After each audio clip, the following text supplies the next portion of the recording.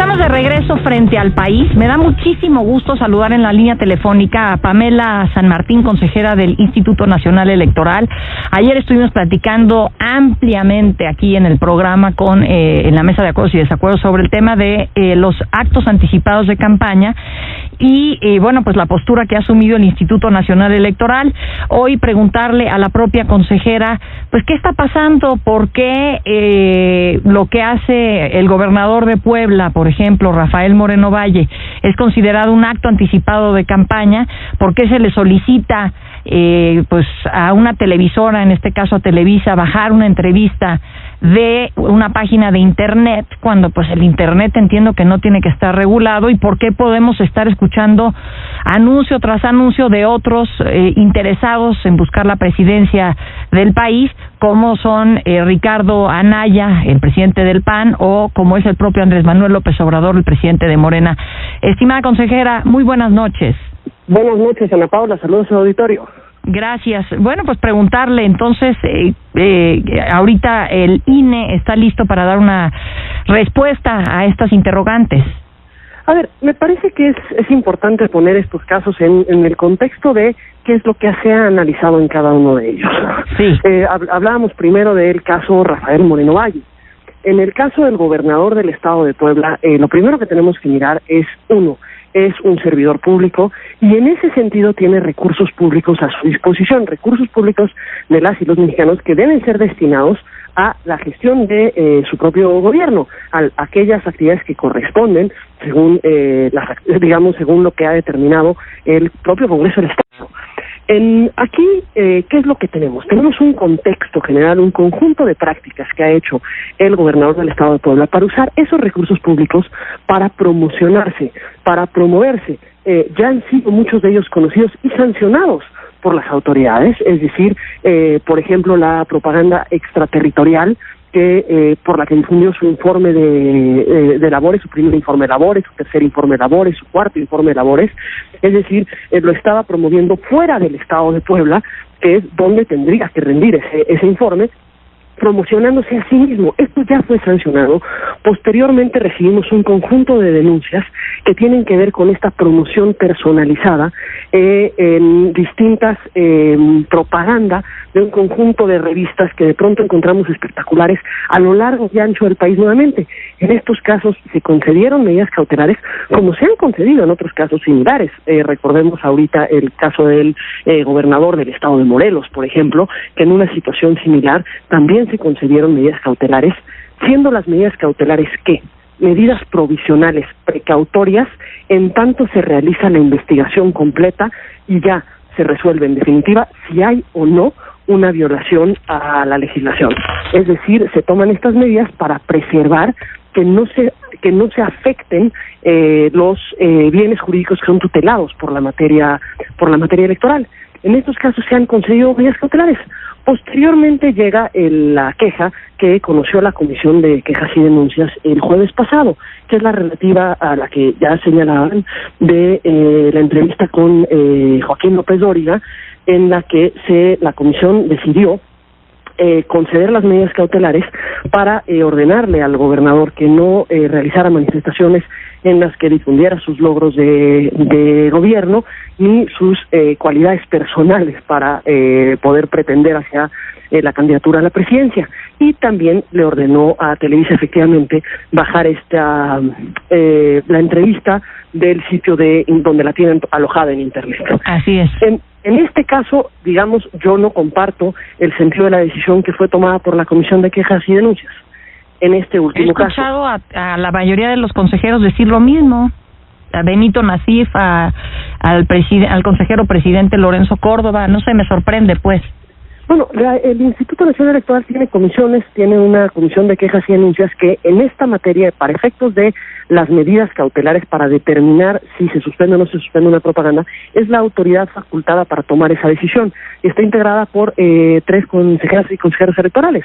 Entonces es a ellos a quienes corresponde tomar la decisión misma que puede, y de hecho puede ser y fue impugnada ante el Tribunal Electoral del Poder Judicial de la Federación, y ahora le corresponderá a la Sala Superior pronunciarse si comparte o no comparte el criterio de la Comisión de Quejas y Denuncias. en lo personal, yo no lo comparto porque me parece que no es acorde a los antecedentes que tenemos. Es decir, incluso hemos conocido de muchos casos de denuncias similares en entrevistas y no siempre lo que se ha valorado es principalmente la libertad de expresión, porque eso es lo que establece nuestro modelo de comunicación política. Nuestro modelo lo que prohíbe es la compra o adquisición de tiempos en radio y televisión, no así las expresiones que se pueden hacer en una entrevista. Eso no es parte de las prohibiciones que están en nuestro modelo. Precisamente ahí, sin duda, hay opiniones distintas y corresponderá a la Sala Superior resolverlo en definitiva. Pero, digamos, estos son, no podemos tampoco obviar el resto del contexto de las conductas que han estado sucediéndose y que pueden implicar el uso de recursos públicos. Sí, me parece, fundamental eso. No queremos que se utilicen los recursos públicos para autopromoverse. Claro que también, pues, los partidos políticos reciben recursos públicos y es justamente con esos recursos con los que se están autopromoviendo los presidentes de los partidos que también buscan una candidatura presidencial.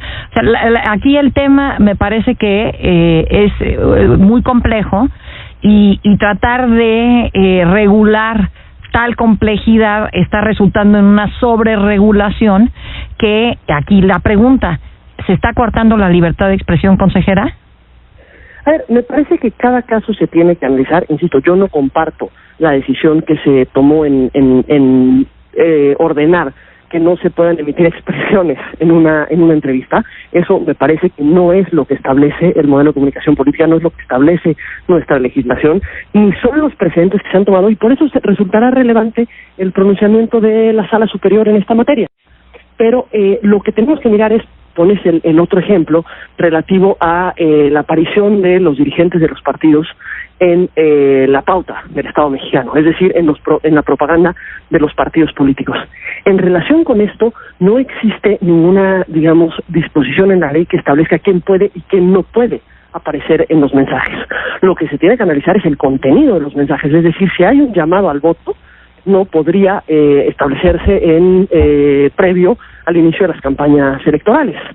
Pero no hay una prohibición como tal de quién puede aparecer, y precisamente por eso, en cuanto a la aparición de ya sea dirigentes o incluso servidores públicos en la pauta, eso siempre ha tenido la misma resolución, tanto por el Instituto Nacional Electoral como por el propio tribunal, en el sentido de no establecer una prohibición. Recordemos que no es la primera vez que aparecen tampoco no solo dirigentes, sino también servidores públicos en la pauta. Por ejemplo, en la elección de Guerrero del 2010 aparecía el actual presidente, entonces gobernador del Estado de México. De México, sí.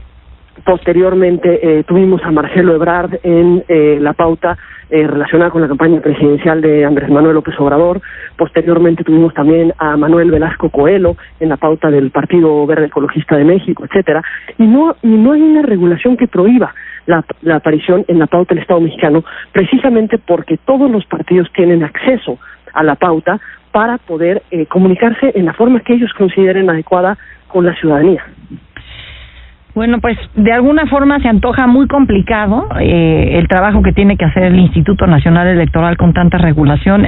Cerraría nada más preguntándote, consejera, ¿crees que es necesario revisar la actual regulación electoral en materia de promoción de precandidatos, candidatos, etcétera?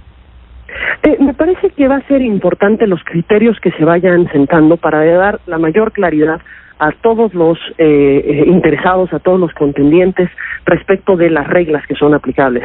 Y estas me parece que lo que es de postura siempre ha sido, sin duda, ampliar en la mayor medida las libertades, precisamente porque son las ciudadanas y los ciudadanos los que deben evaluar lo que se establece, pero sin utilizar recursos públicos, por supuesto, para promover aspiraciones personales, que son aspiraciones muy legítimas, pero no deben de emplear recurso público para conseguirlas.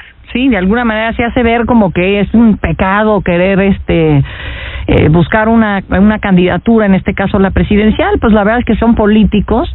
A mí lo que me gustaría más es ver que se promueven justamente a base de acciones, no nada más es el tema de estar peleando que si saqué este spot o no saqué este spot, tú sí porque eres presidente de partido, tú no porque eres funcionario público, en fin, me parece que todos son funcionarios al final del día.